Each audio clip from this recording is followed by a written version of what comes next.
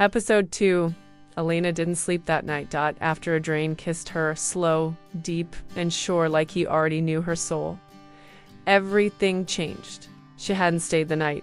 She couldn't. Her body wanted more. But her mind screamed, don't get pulled into his world, so she left.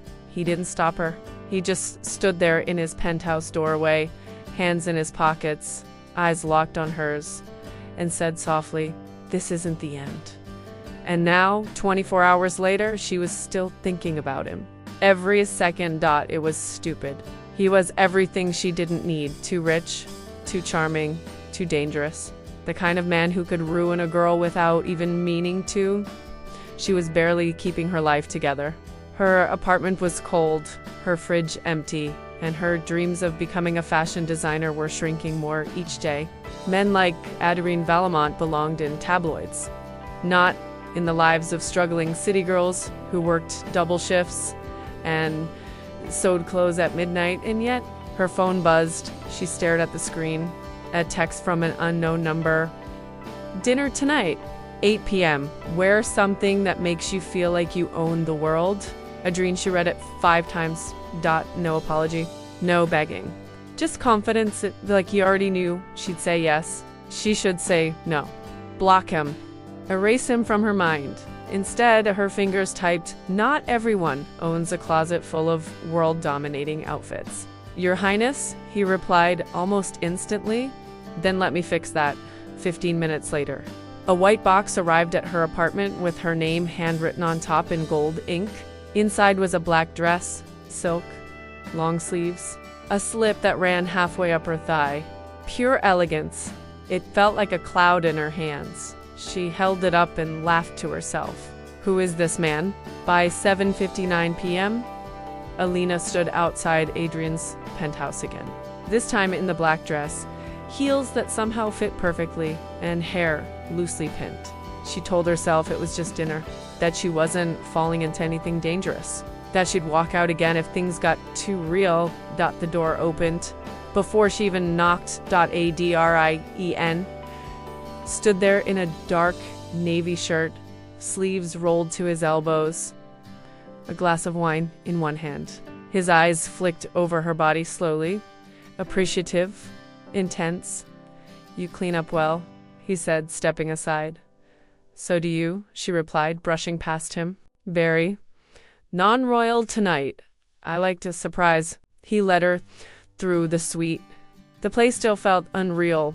Wide glass walls showing the Manhattan skyline. Golden lights flickering in the distance like stars. A dining table was set by the windows.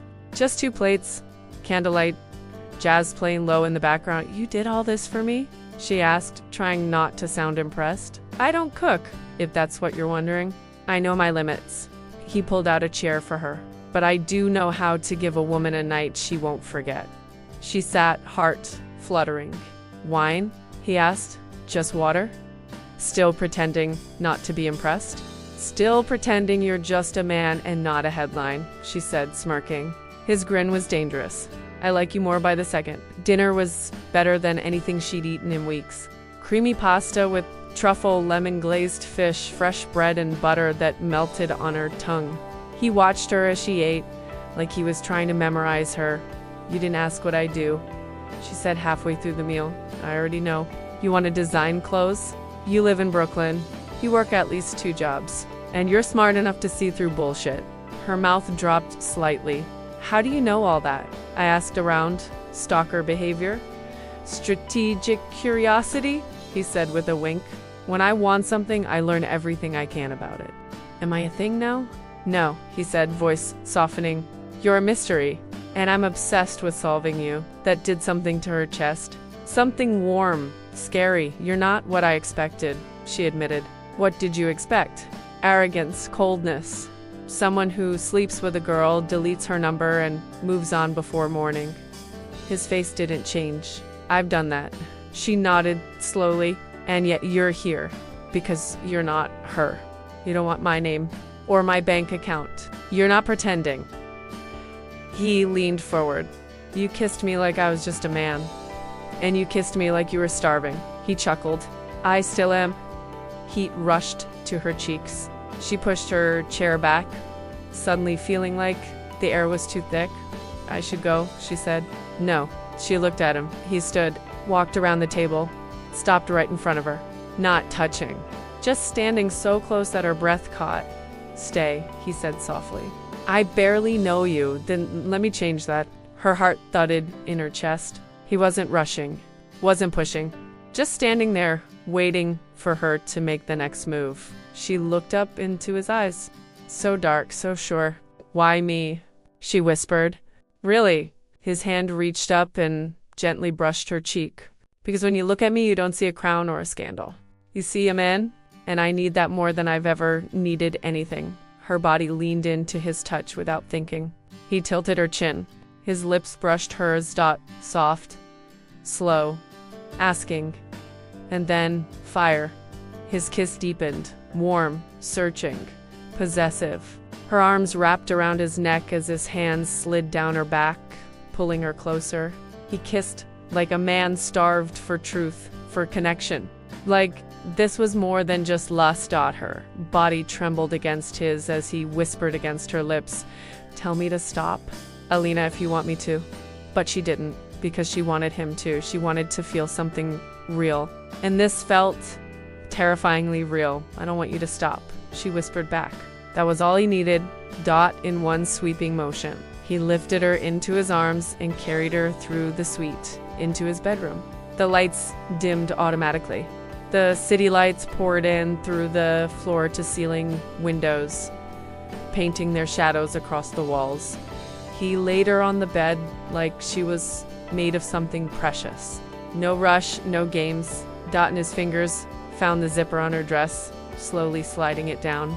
The fabric peeled away from her skin like liquid.